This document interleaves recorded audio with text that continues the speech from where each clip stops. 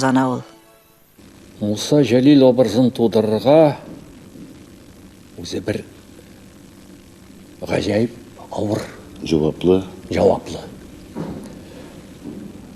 Бірінші Мұса Жәлел оперын қойған шақта мен өзімні әлі ол операға пішіп жетпеген шекілді. Әзір түгілер. Әзір түгілі. Шулай деп. Нешін дейсің, Мұса Жәлел операсында бізде енді ол драма теноры деп атала. Шундай тенор жырларға тиіш. Менің енді лирик тенор еді. Жылдар ұза баратырғаш,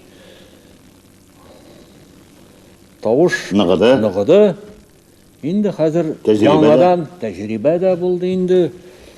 Жаңадан бұл операны Мәскеуден келген Георгий Павлович Ансимов деген режиссер қойырға болды.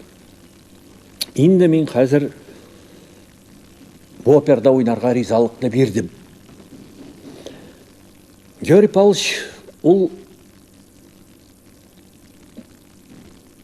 операны бик қызықты қойды.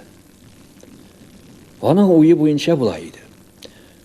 Башта бірінші сахна ашылуға Жәлелдің шитлік артында тұруы.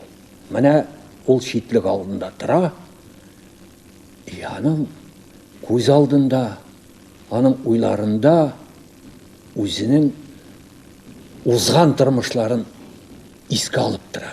Міне аның көз алдында қазір Қазанда иптәші Әмина ханым білән сау болашу, баласы Шолпан білән. Міне шында біз дуэт жырлайбыз. Міне шуны енді мен Мұса Жәлел көз алдында тұтып көрем.